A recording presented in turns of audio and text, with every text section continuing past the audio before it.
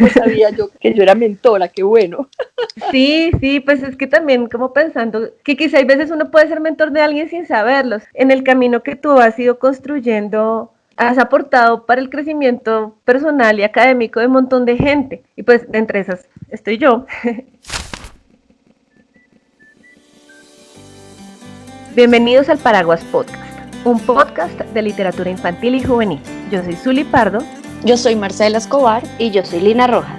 Y les invitamos a que escuchen este capítulo en el que nuestra invitada es Beatriz Elena Robledo, uno de los referentes obligados cuando uno quiere hablar de literatura infantil en Colombia. Ella es ante todo lectora, pero también es investigadora, promotora de lectura, escritora y antologista.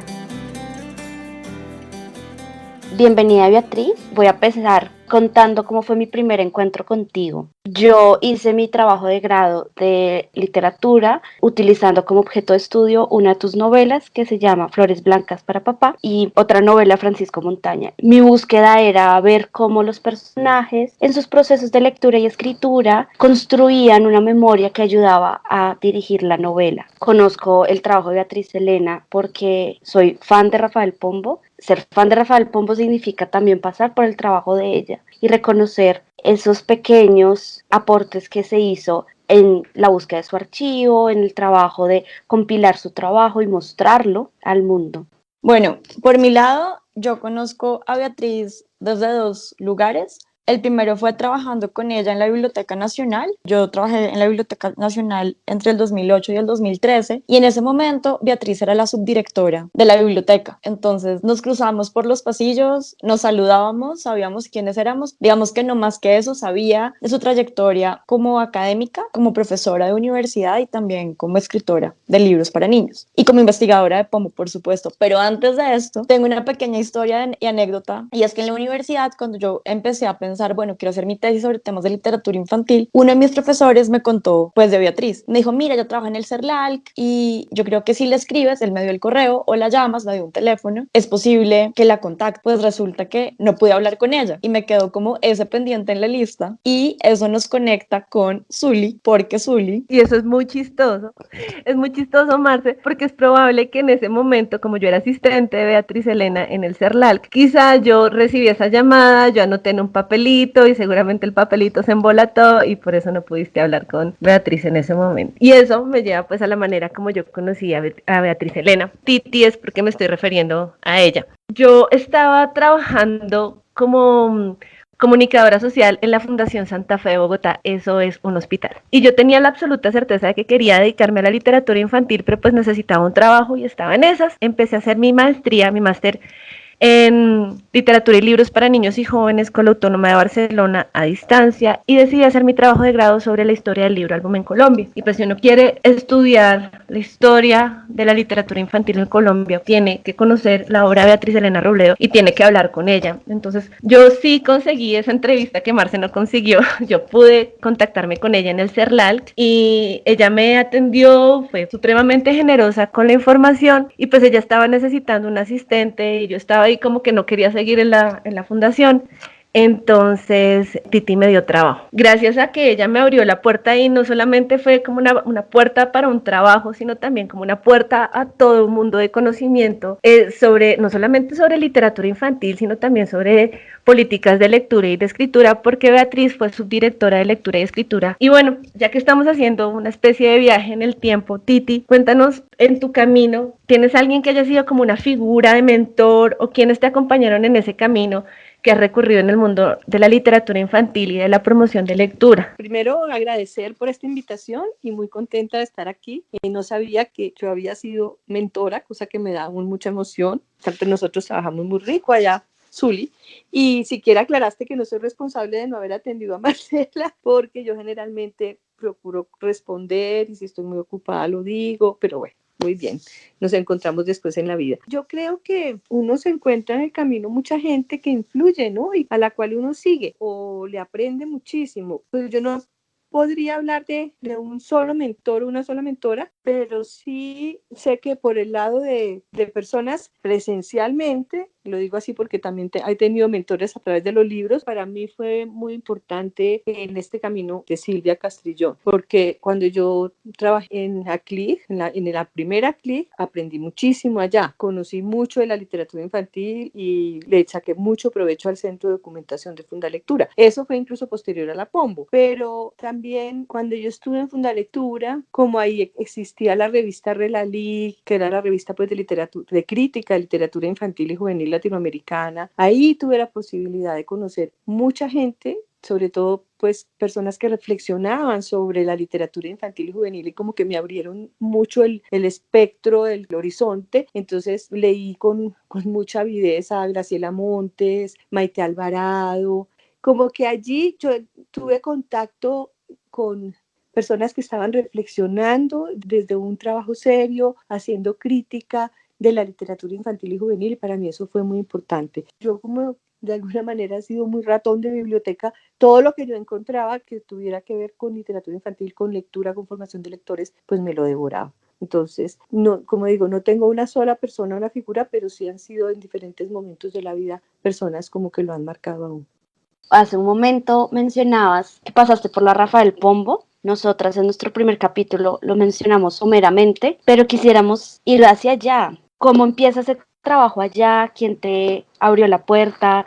¿Qué era lo que hacías? ¿Cómo era ese mundo en ese momento? Bueno, la verdad que yo sí le debo muchísimo a la Pombo, porque en ese momento yo antes trabajaba, hacía libretos para televisión y trabajé muchos años para Teatro Popular Caracol de Jaime Botero, papá de María Cecilia Botero, pero a mí el mundo de la televisión me cansó. Y bueno, yo había viajado a Barranquilla, regresé y entonces me puse a buscar trabajo y digo yo que la vida le decide por uno. Yo pasé hoja de vida a la Pombo y pasé hoja de vida a la Casa de Poesía Silva. No sé qué hubiera pasado si me hubieran dado el trabajo en la Casa de Poesía Silva y seguramente mi camino hubiera sido otro. En la Pombo, pues yo lo pasé porque a mí la literatura, los niños y la literatura, y además estaba haciendo la tesis de pregrado sobre Andersen, pues me interesaba. Entonces, realmente la entrada a la Pombo, que era una Pombo que se estaba iniciando también, que tenía una colección de libros importados, porque en ese entonces no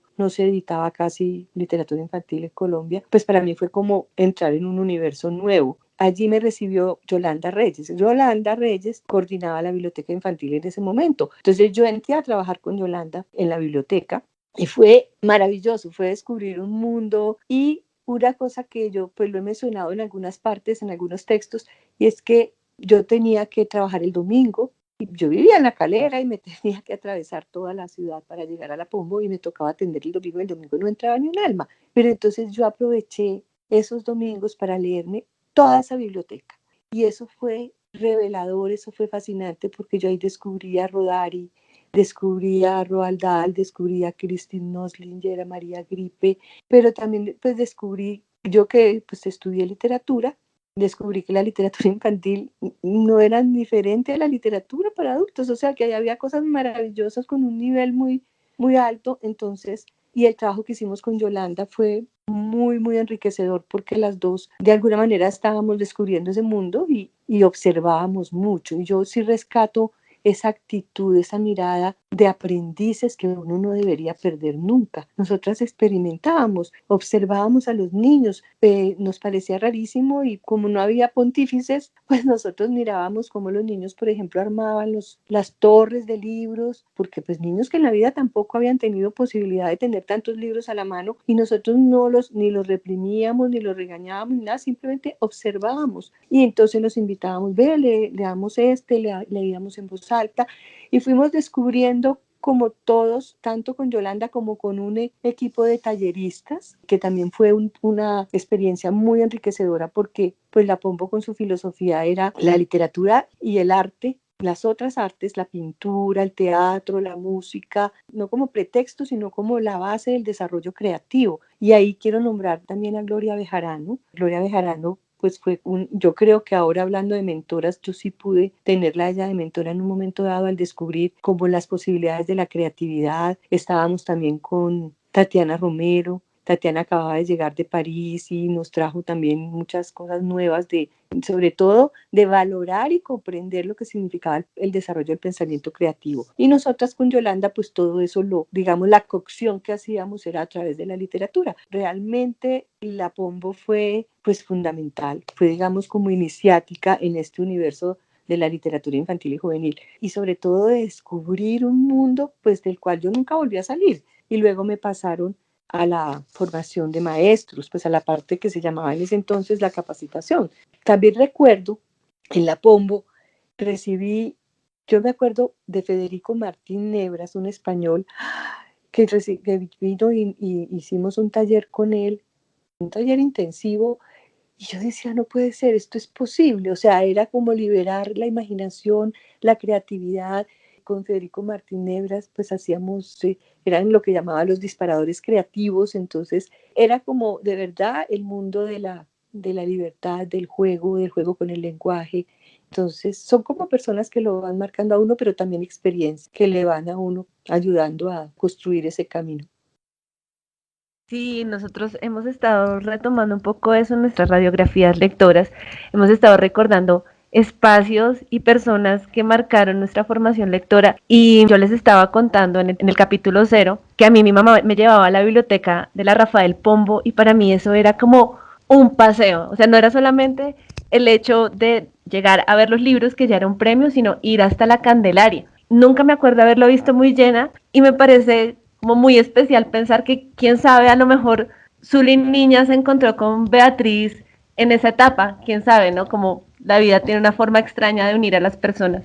Que es verdad que pues mucha gente pasó por ahí, incluso niños, por ejemplo, que en vez de pasar en la calle se iban para allá. Y yo me acuerdo de Alberto, un chico que después ya se volvió adolescente y años después yo caminaba por la Candelaria, porque yo después vivía en la Candelaria, pues me saludaba casi como la maestra de lectura, sí, como con una felicidad y ese niño le cambió la vida con la Pombo. O sea, realmente eso fue, sobre todo, vuelvo e insisto, eso fue un momento como que era como inédito, se estaba inaugurando. Entonces, yo digo, ¿por qué perdemos? No deberíamos perder esa capacidad de asombro, esa capacidad de ser aprendices permanentes, de, de dejarnos asombrar y mantener la curiosidad y también la humildad en el buen sentido de la palabra, porque a veces nos volvemos demasiado expertos, entre comillas, y perdemos mucho. Y yo creo que una de las cosas maravillosas de la Pombo fue ese espíritu. Me acuerdo también del taller de talleres, que fue incluso el nombre que yo retomé después para fundar Taller de Talleres, una asociación que tuve durante muchos años, que fundamos con Antonio Orlando Rodríguez y Sergio Enricaín, pero el nombre viene de la Pombo porque hicimos una cosa que yo digo debería seguirse haciendo. Invitamos a talleristas de diferentes áreas del país y nos encerramos en la Pombo a aprender unos de otros. Entonces estaba Tita Maya, que en paz descanse, estaba, bueno, Tatiana, pues pero ya estaba ahí, chica que trabajaba la expresión corporal maravillosamente. Éramos alumnos de los demás, entonces estábamos intercambiando en un intercambio entre pares y de saberes que nos enriquecían muchísimo a todos, porque con ese espíritu de que las artes no son disciplinas, sino que es todo un universo de juego, de creación, de posibilidades. Entonces, ese taller de talleres para mí es inolvidable. Nos encerramos como 3 días o 4 días en esa casa a aprender unos de otros. Qué maravilla lo que nos cuentas, porque era una de las preguntas que queríamos hacerte, pero como en las buenas conversaciones, todo se va bailando solito, ¿no? Todo se va tejiendo. Y yo quiero compartir que quizás yo de chiquita, yo no recuerdo en mi memoria tener esa visita a la casa de la Fundación Rafael Pombo, pero sí me acuerdo de haber ido a la Feria del Libro. Y primero sentirme aterradísima de algo tan grande. Yo debería tener 4 o 5 años y haber ido con mi mamá al pabellón infantil y haber encontrado en el pabellón infantil un stand de la Rafael Pombo. Entonces, no sé si tú nos quisieras compartir un poquito de esto y también de la Feria del Libro, o sea, si ustedes hicieron parte o no de lo que fue gestar la Feria del Libro, que ahora es una de las ferias más reconocidas pues a nivel nacional y mundial. Pues yo lo que recuerdo es que la Pombo, por supuesto, tenía un espacio en la feria y para nosotros era una pesadilla. O sea, en el sentido de que el trabajo, pues los que han trabajado en feria saben lo intenso que se vuelve el trabajo en una feria. Y resulta que el pabellón de la Pombo era importantísimo y yo me acuerdo que en un año que yo estaba embarazada de mi hija Antonia, que hoy tiene 31 años, no, eso fue para mí durísimo, porque hacer talleres en un recinto ferial es muy difícil, es muy duro porque no hay las condiciones del aislamiento del sonido, condiciones no son las mejores, entonces uno tiene que resolver muchas cosas y ustedes, pues los que lo han hecho lo saben, llegan estos muchachitos en masa que se bajan de estos buses y llegan, y yo me acuerdo que eso botaban niños y había que hacer, eran como 4 talleres en el día, o sea, uno a duras penas salía a almorzar y volvía atendiendo grupos que entraban y salían. Yo decía, Dios mío, que se acabe esto rápido porque era una pesadilla, una pesadilla. O sea, ahora lo veo y lo cuento así, pero realmente lo sufrí. Pero realmente en la feria, pues era estresante y difícil para nosotros, pues para el que estaba ahí trabajando, pero era muy maravilloso saber que muchos niños por primera vez, por ejemplo, solo con los materiales, era increíble, se les entregaba todo, el papel craft, los colores, las pinturas para hacer los talleres. Siempre la Pombo tuvo ese espíritu de que la literatura no estaba sola, la literatura estaba, digamos, recreada con música, con pintura, con las otras artes, entonces los niños pues era como una abundancia de materiales que a veces enloquecían y no sabía qué hacer con eso, pero también era como descubrir ese mundo, aunque fuera una probadita. Yo creo que las ferias pues se han marcado muchísimo, pero pues una cosa es lo que siente y vive quien va de visita y otra quien está ahí trabajando, pero igual fue una experiencia muy rica. Y además estamos hablando de un momento en el que se están gestando muchas cosas, es que es muy interesante pensar quiénes eran tus compañeras de trabajo, estás hablando de Silvia Castrillón, de Yolanda Reyes, de Irene Vasco, de tantas figuras que hoy son grandes nombres de la literatura en Colombia.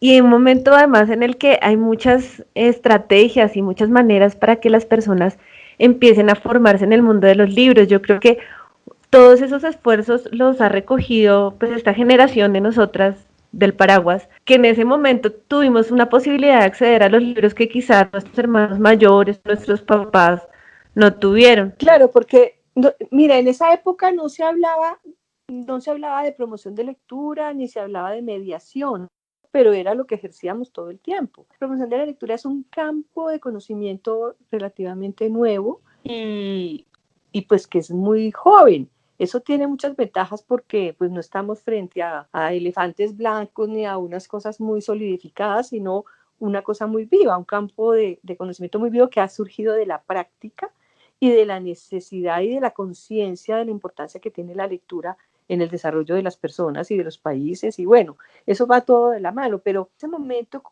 estábamos pues como descubriendo un mundo que nos apasionaba a todos los que estábamos ahí. Entonces yo me acuerdo que la casa de Aclic quedaba en la Candelaria cerca de la Pombo y entonces nosotros que trabajábamos con los niños, atendíamos los niños en la Pombo, íbamos a Aclic a sesiones de lectura, de evaluación de libros, pues porque pues Silvia ha sido pionera en todo esto, y con María Elvira Charria, aprendimos muchísimo. Fue como todo un movimiento que sembró realmente lo que vino después. También surgieron muchas cosas, o sea, después cuando Yolanda e Irene salen de la Pompo, pues ellas montan Espantapájaros y luego la librería y la revista y por otro lado se fueron derivándose otras cosas que fueron sembradas ahí. Beatriz, yo te tengo una pregunta, que es una pregunta que creo que seguimos formulándonos todos los que trabajamos en temas de gestión y de gestión cultural, y es, ¿ustedes cómo lograron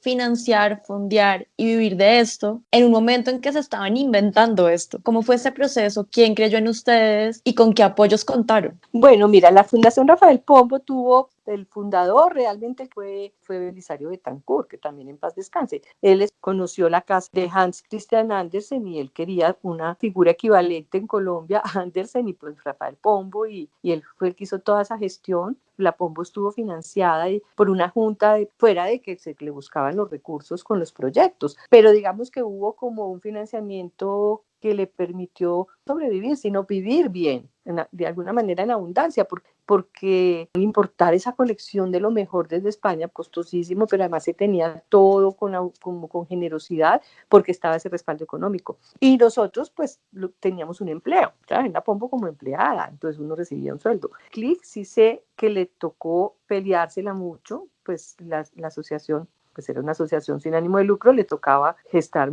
y tocar muchas puertas, buscar financiación en distintos lugares por parte del Estado. Sé, por ejemplo, que ACLID durante mucho tiempo hizo talleres en todo el país con el Banco de la República. Incluso yo, después de que salí de la Pombo, yo fui tallerista de ACLID en las sucursales del Banco de la República.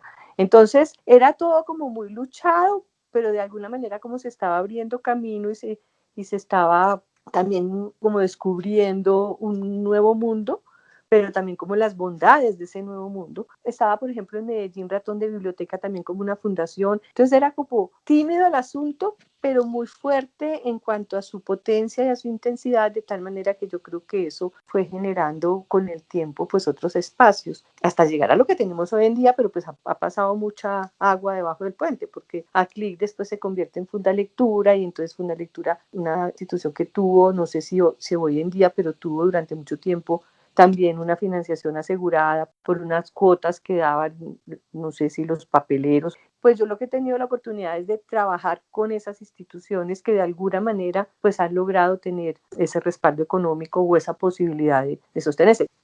Beatriz, completamente de acuerdo contigo y eso que nos cuentas de ese proceso de cómo un presidente, porque aquí vemos también algo que hay que destacar y es que en tu perfil también tenemos que no solo eres profesora, escritora, académica, sino que también has trabajado en espacios políticos como el CERLALC y la Biblioteca Nacional.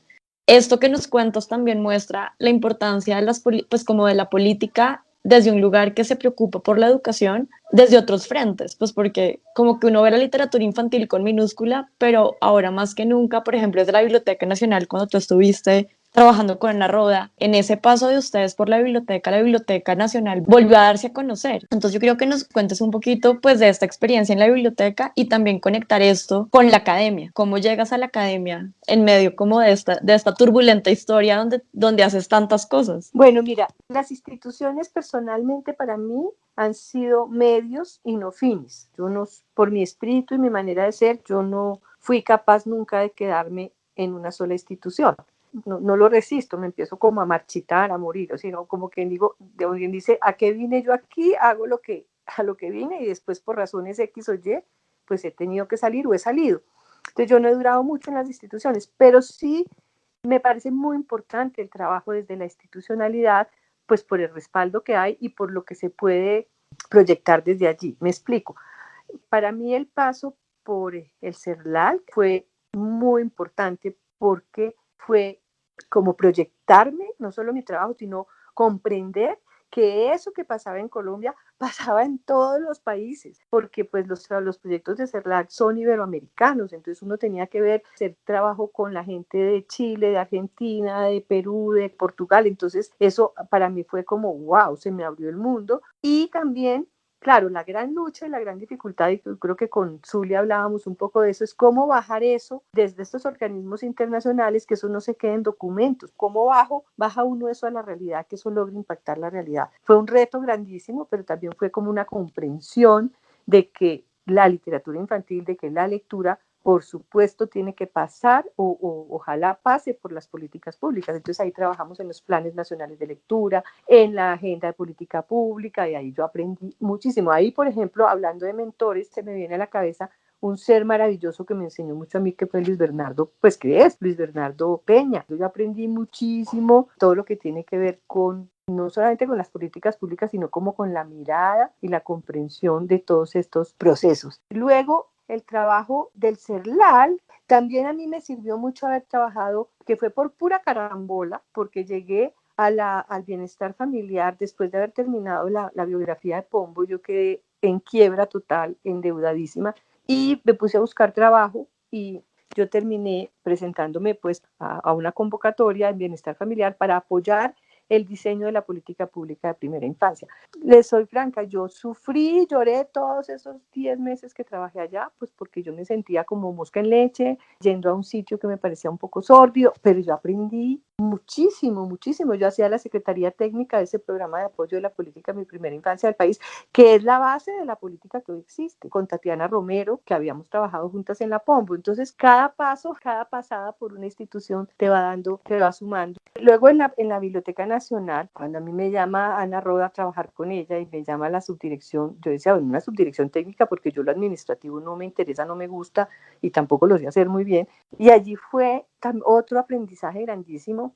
Primero, conocer uno de verdad sí, la red de bibliotecas públicas de este país y la importancia que eso tiene, pero también toda la labor patrimonial de la Biblioteca Nacional. Y yo creo que una cosa que fue como un posgrado para mí fue poder sacar la ley de bibliotecas públicas. Yo digo, me siento privilegiada. En la vida me iba a imaginar yo que iba a tener que ver con una ley. Ni soy abogada, ni me veo por ahí. Pero nosotros pedaleamos muchísimo esa ley y la sacamos. O sea, estuvimos ahí dándole con los abogados, leyendo de todas partes, hablando, recogiendo como retroalimentación de los bibliotecarios, de los municipios, o sea, realmente pasar por la Biblioteca Nacional y sacar esa ley y sobre todo comprender que esa ley realmente, pues las leyes, este es un país de leyes, pero una ley pues que ha tenido un impacto realmente positivo en las regiones, pues eso yo no sé, a mí eso me llena también como de orgullo y de satisfacción. Me preguntaban por la academia, pues yo siempre he tenido vocación de enseñar, por familia, o sea, mi abuelo era maestro de escuela, mi papá era un profesor maravilloso de universitario y nos enseñaba a nosotras lo que no entendíamos de cálculo, de física, pero la universidad, pues de todas maneras nunca me imaginé como siendo profesora universitaria de tiempo completo, porque es que yo no soporto como los encierros y yo de pronto demasiado móvil, pero me interesaba la academia, o me interesa la academia, o me he interesado pues por la investigación y por muchas cosas que suceden allí. Entonces, cuando yo hice la maestría de literatura infantil, yo hice la maestría en literatura hispanoamericana. Yo me entré a hacer la maestría porque yo quería darle como sustento teórico a un trabajo que quería hacer de literatura infantil colombiana. Entonces, por eso fue que yo terminé, al hacer esa tesis sobre un periodo específico de la literatura infantil colombiana y sobre todo ubicándolo en los años 30, 40, que es cuando surge como la literatura infantil en Colombia en los espacios culturales. Entonces, a raíz de esa monografía y de ese tema, pues me ofrecieron la cátedra de literatura infantil y juvenil en la Javeriana. Entonces ahí fue que yo seguí vinculada con la academia, pero nunca me interesó ni un medio tiempo, ni un tiempo completo, porque no lo resisto. Pero pues ha sido muy importante para mí porque también es un diálogo como con la reflexión. Una de las cosas que nos llama mucho la atención es como el trabajo de investigación, ese trabajo de investigación que has realizado y que no está enfocado únicamente en el ámbito de la literatura infantil o de Pombo, sino que tienes también una investigación y un libro sobre María Cano.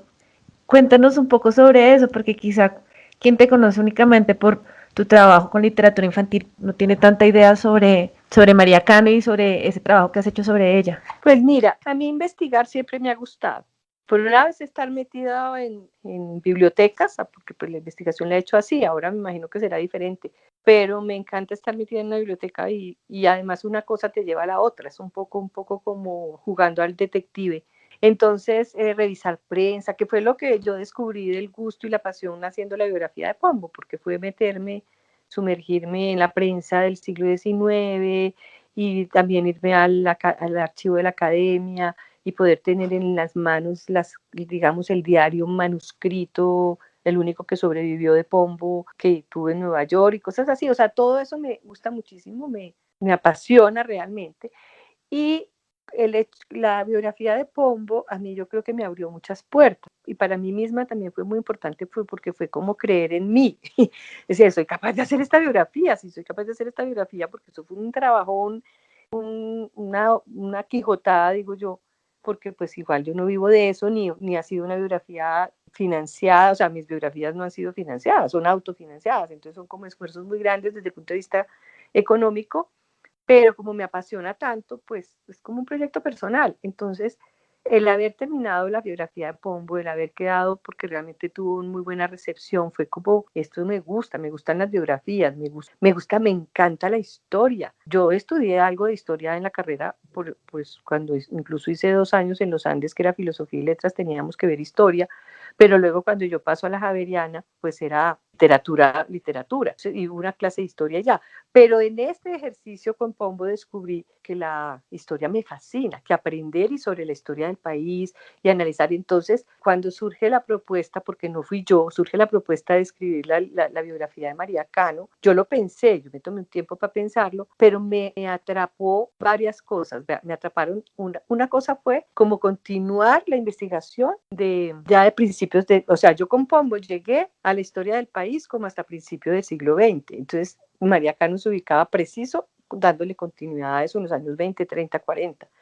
Y por otro lado, pues me gustó mucho que fuera una mujer, pero yo la verdad no sabía en qué me estaba metiendo, porque al principio, pues leyendo sobre María, investigando, pues la María literata, la María que tenía las tertulias literarias, pero a medida que ella se va metiendo más de lleno, primero en el trabajo social y después en el trabajo político, me tocó leer mucho sobre eso, sobre política, y me costó mucho, y yo me di cuenta y dije, cuando terminé la biografía de María Cano, dije, yo no quiero, y toco madera, no quiero volver a hacer una biografía de alguien político. Me gustó haberla hecho, aprendí muchísimo, comprendí muchas cosas de la historia de este país. Me parece que son personajes que hay pues que ojalá los jóvenes tuvieran otros modelos diferentes a los que tenemos, igual conocer esta mujer maravillosa. Lo escribo como literata, no como historiadora, ni como política tampoco.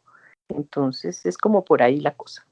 Que heredaste o sea, el nombre lo heredaste del esfuerzo en la Rafael Pombo, y era ese espacio de formación de mediadores, de maestros, eh, y quisiéramos preguntarte un poco sobre el consultorio lector, en qué consiste, qué personas llegan allá o qué pasa en ese espacio para pues mejorar la lectura. Mira, el consultorio lector, pues eso primero fue una idea que me surgió de encontrarme mucha gente preguntándome, ¿y yo qué hago con mi niño? ¿Y por qué no me recomienda tales libros? Y bueno, y yo, no sé, una vez dije, oiga, pues así como uno va al psicólogo, o uno va al psiquiatra, o uno va al médico, pues, ¿por qué no va a un consultorio para que le orienten a uno sobre la lectura, o sobre la literatura, sobre la escritura? Y digamos que eso fue un poco como la idea inicial. Y realmente el modelo que yo seguí para montar el consultorio, pues es ese modelo de un consultorio. O sea, me explico. Son asesorías personalizadas. Hoy lo llaman coaching, pero no, yo no me voy a meter con esas cosas del coaching ni nada. Esto es una cosa más sencilla, porque es como yo pongo a disposición mis conocimientos y mi saber y mi experiencia para poder acompañar a otros de manera personalizada en ese camino, y que parte de un diagnóstico o de una pregunta o de una inquietud. Me explico. A mí me llaman y me dicen, la mamá de un chico, y dice, mire, es que mi hijo tiene 9 años y tiene dificultades para leer en el colegio y yo necesito pues como ayuda. Entonces va al consultorio, yo converso con el chico, me doy cuenta un poco, pues hago como el diagnóstico de dónde están esas dificultades y empiezo a atenderlo. ¿Qué tiene de modelo de consultorio? Que yo hago lo que se llama, entre comillas, una historia clínica, le voy haciendo la historia al chico y le voy acompañando, ya sea con lecturas, con conversaciones, con ejercicios, bueno, con todo eso es todo, pues un saber que uno va, o sea, a mí me ha enseñado mucho el consultorio, porque me ha retado mucho a aprender muchas cosas que yo no sabía o que tengo que manejar de otra manera. Pero al consultorio me llega, por ejemplo, curiosamente me llega mucha gente buscando que lo acompañen en la escritura, ya sea en la escritura literaria, o en escritura de ensayos o escritura académica. Tuve un chico que por ahí estuvo por ahí 2 años yendo al consultorio, un escritor, ese muchacho, de 12 años, hoy debe tener, Juan Francisco debe tener 14, con un escritor, solo que las novelas que escribía o que llegaba pues eran novelas que les faltaba muchísimo, muchísimo, o sea, con muy buena imaginación, pero me dejaba tirados los personajes por ahí, o sea, entonces empezamos a trabajarle, a trabajar, pues como un taller, pero personalizado de escritura de novela en ese caso. Me llegan a veces profesores para que les asesore sobre la pedagogía de la lectura o sobre un proyecto que están trabajando. Por ejemplo, hubo un profe que estaba haciendo un trabajo, una tesis, pero que lo estaba aplicando con sus alumnas y quería que le ayudara a escoger el tema de la tesis de una maestría virtual con una universidad de España de promoción de lectura en el aula y trabajó lo que era la novela gráfica y la tira cómica.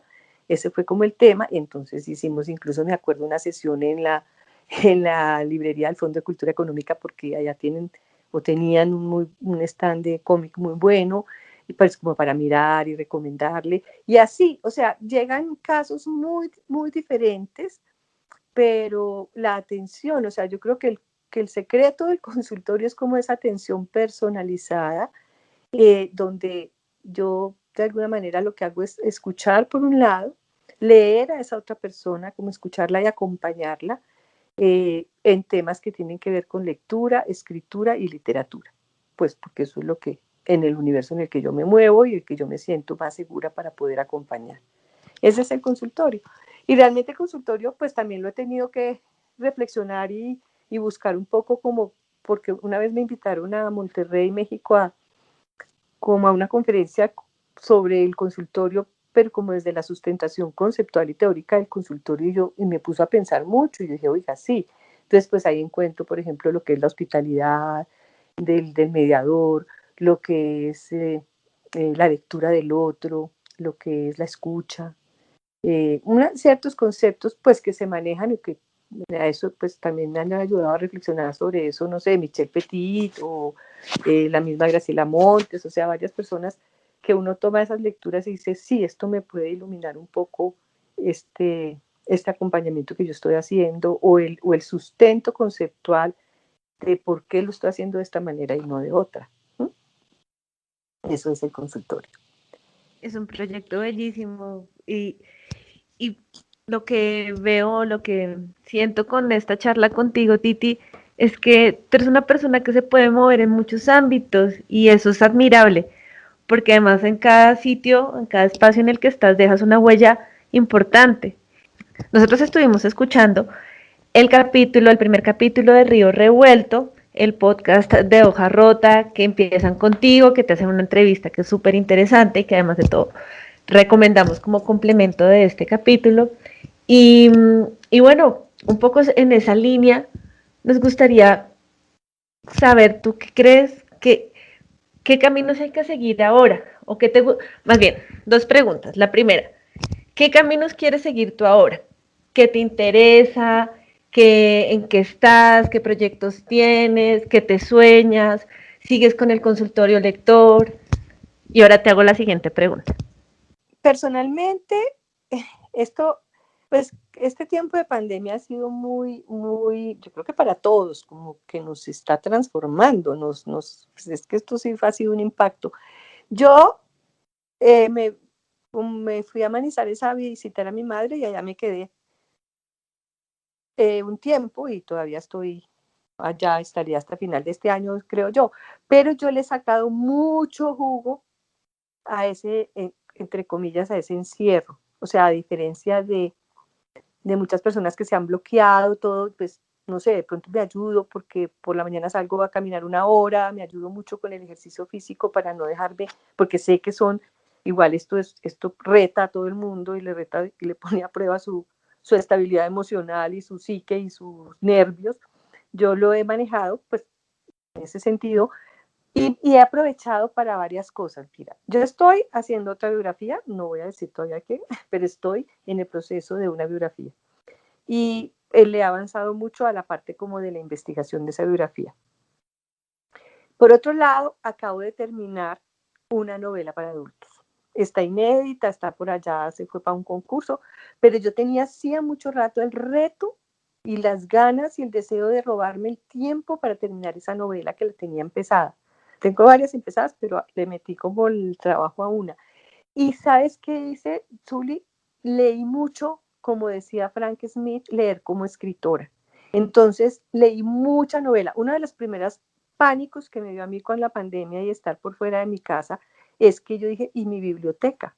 ¡Ay! Y yo recorría la biblioteca de la casa de mi mamá y yo decía, no, no, nada que ver conmigo, ¿yo qué hago? Pero al mismo tiempo, entonces también, después acuérdense que es que antes era más difícil al principio cuando hubo ese encierro total, pero al lado de la casa de mamá, pues descubrí una librería maravillosa que además le mandaba uno los libros, pues el muchacho pasaba una cuadra y me llevaba el libro.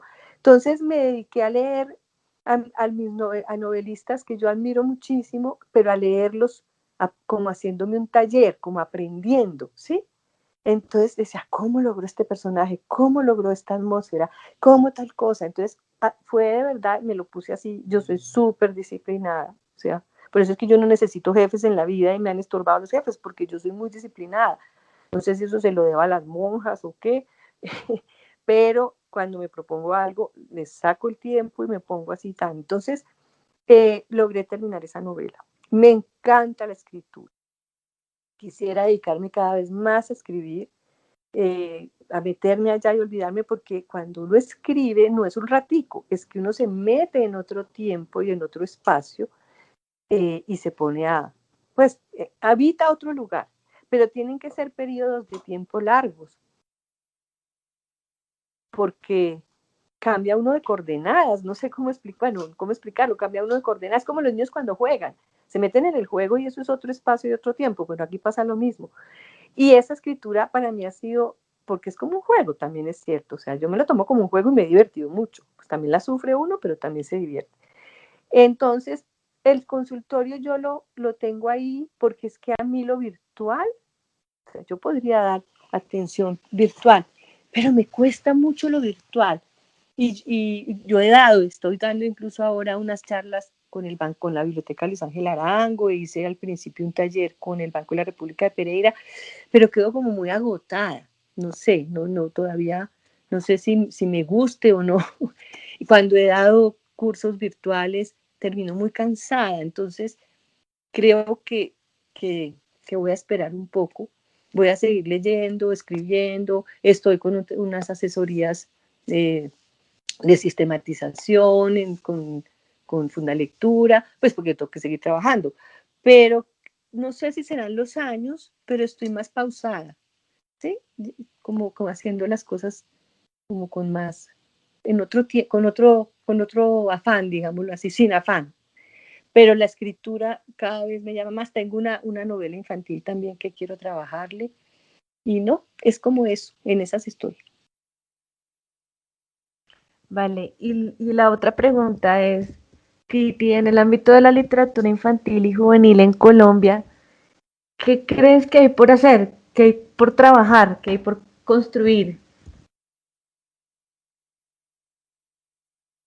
No, pues eso es que ahora es tan difícil imaginarse todo. Pero mira, yo estoy muy convencida, bueno, ahorita yo estoy, y eso sí no lo dejo porque a mí la investigación me gusta mucho, pero pues estoy o sea, sigo aceptando trabajos que tienen que ver con la mirada de la literatura infantil colombiana en los diferentes momentos y épocas, porque eso me interesa muchísimo, ese tejido. Y al mirar eso en conjunto, pues el año pasado, bueno, este año, hace poco presentamos con Maite y con María Osorio, pues en un Zoom, un poco los resultados, pues que el año pasado ya lo habíamos comentado, de esa investigación sobre la mirada del catálogo de literatura infantil colombiana del 2015 al 2018.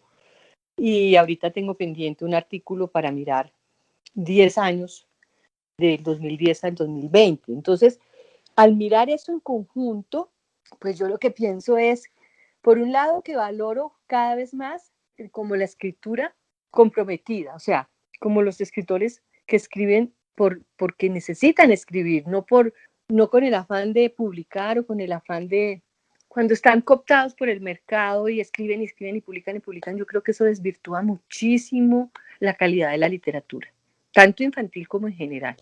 Entonces pienso que ojalá haya más oportunidades de publicar buena literatura, que los escritores tengan esos circuitos donde puedan realmente darle salida a sus libros y ojalá pudieran vivir de eso, que es muy difícil.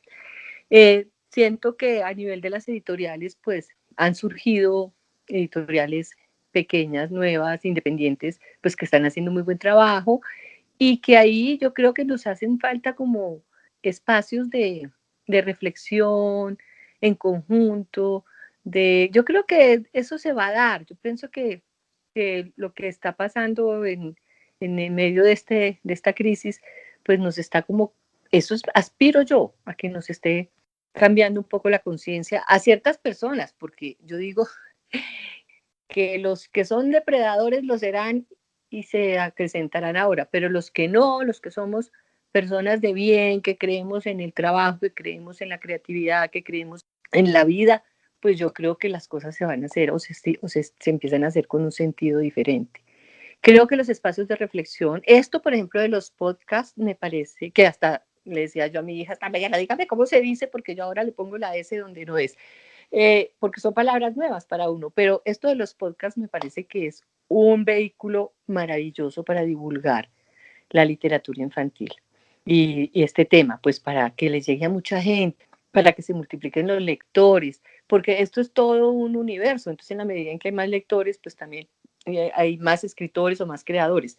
Creo, por ejemplo, que lo que ha pasado con los ilustradores, perdón, es como un ejemplo de lo que podría pasar con los escritores, porque yo creo que el movimiento de ilustración, o al menos uno puede encontrar muy buenos ilustradores en este momento en el país. Y yo no sé, no como movimiento, no es que se agrupen, pero sí hay como un florecimiento que uno quisiera que lo hubiera en los que escriben para niños. Eso es muy difícil de saber y yo pienso que ver el futuro en este momento es muy difícil por la crisis que estamos viviendo, porque no sabemos esto cuánto va a durar, no sabemos los presupuestos, la plática hasta dónde va a alcanzar. Es que es una época complicada la que nos está tocando vivir. Entonces, creo que es bueno el recogimiento, la reflexión y seguramente van a salir muchas creaciones, incluso con el tema de la pandemia. No sé qué pueda pasar, pero yo nunca he pensado que la literatura sea un asunto de masa, ¿sí? Y que eso es como un péndulo, hay épocas mejores, hay épocas más con menos oportunidades, otras con más. Entonces, pues no sé, es estar como muy atentos. Me parecen muy valiosos todos estos espacios, todos estos esfuerzos que ustedes están haciendo por ejemplo, ese trabajo que tú estás haciendo, Zuli, no sé si con alguna de tus compañeras ahí de Osvaldo Díaz, todas esas investigaciones, como darle continuidad a todo eso, porque en la medida en que se haga visible la literatura infantil en el país, la que ha habido, pues eso también va a nutrir la que vendrá, ¿no? Porque parte del problema que tenemos es como esa invisibilidad o ese olvido de lo que ya hemos hecho. Entonces, como empezando de cero siempre, ¿no? Sí, es cierto, Titi. Pues muchas gracias por habernos regalado este espacio, esta conversación, qué delicia. Yo antes de despedirme debo decir que esa investigación sobre Osvaldo Díaz Díaz en buena medida es como un legado tuyo también, ¿sí? Como a partir de lo que yo leí que tú escribiste fue que surgió esa chispa y pues bueno, varias cosas se fueron conectando y surgió el anteproyecto, pues que ahora es un trabajo de investigación que bueno, tiene también mucho para seguir profundizando, pero bueno, gracias de nuevo. Agradecer no solo por este espacio, sino porque como ya dije antes, el trabajo de Beatriz Elena ha atravesado mi trabajo académico. Yo estoy muy interesada en las narrativas iberoamericanas contemporáneas, pues Beatriz Elena es una novelista que entra ahí. Entonces, muchas gracias por escribir y por favor, continúa haciéndolo porque para mí es delicioso trabajar contigo de esa manera. Tan lindas, muchas gracias de verdad. Gracias a ustedes y pues agradecidísima porque pues tener una oportunidad de hablar tanto, de decir, y de que a uno le escuchen esto a veces un poco como raro, pero al mismo tiempo también es satisfactorio, ¿no? Saber que, bueno, que lo que uno ha hecho pues le sirve a otros y así mismo uno también se nutre de los otros, ¿no? Y yo también te quiero agradecer porque aquí tenemos 3 líneas prácticas de literatura infantil, desde lo que hace Lina, de lo que hace Zulia, de lo que hago yo. Y también parte del podcast y de lo que tú dices de crear esos otros espacios también con lo que tenemos en este momento frente a lo que ustedes hacían hace 30 años, es también decirte, cuando tú empezaste, nosotros éramos chiquititas y éramos un poco los conejillos de Indias de esas ideas que ustedes tenían y que permitían como explorar lo que no había, como bueno, tratemos por aquí, tratemos por allá. Y nosotras te decimos gracias por haberlo intentado, porque yo creo que sin saber qué va a pasar en el futuro, pues personas como nosotras tenemos ahora raíces de donde agarrarnos para, pues para mantener el legado de un trabajo que ustedes hicieron y que nos permite a nosotros también decir, bueno, ya hay un camino trazado, ya hay algo avanzado, ya tenemos de dónde agarrarnos para saber que no estamos solas y sobre todo queremos reconocer que además ha sido un movimiento sobre todo femenino. Eso creo que es súper valioso ahora más que nunca porque nos inspiran desde la acción y desde la transformación que han hecho y creo que nosotros somos las primeras que decimos, hacemos parte de esas beneficiarias que queremos además replicarlo con otros. Ay, qué bonito escuchar eso de verdad porque le da todo el sentido pues al trabajo que uno ha hecho. Y la verdad que yo pienso que todas las personas que estamos en esto, pues todas estas personas de las que hablamos hoy, pues lo que hemos hecho es como vivir con pasión, hacer lo que nos ha gustado con pasión, con amor y yo pienso que ahí está el quid del asunto, que uno se le entregue a las cosas, que le ponga todo el pecho, todo el cuerpo, todo sin mezquindades, sin envidias, sin peleas de poder. Y yo pienso que finalmente eso es lo que termina sobreviviendo, ¿no? Y sembrando, miren que ustedes, que es una generación que sigue empujando, que qué bueno escuchar eso y me da mucha alegría y mucha suerte en todo lo que ustedes sigan de aquí en adelante y pues pueden contar conmigo en lo que quieran. Y gracias, ¿no?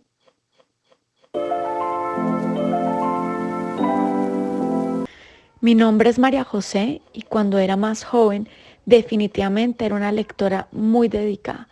Me encantaba cuando en el colegio me ponían la tarea de leer todo tipo de libros que literalmente me devoraba en minutos. Hoy en día, por cuestiones de la vida, trabajo, familia y otros hobbies, no les saco el tiempo que quisiera a la lectura. Bueno, tendré que buscar nuevos espacios para poder volver a perderme en esas páginas de libros que lo enganchan a uno. Bueno, pues muchas gracias a ustedes y quiero invitar a todos los oyentes a que graben un minuto de su radiografía lectora. Bien interesante saber cómo se han formado los lectores y yo creo que esto es un espacio maravilloso para eso. Entonces los invito a que en un minuto se unan y graben su radiografía lectora. Recuerden que pueden enviarlas a través de redes sociales. En Facebook somos Paraguas Podcast y en Instagram somos El Paraguas Podcast. Hasta un próximo capítulo.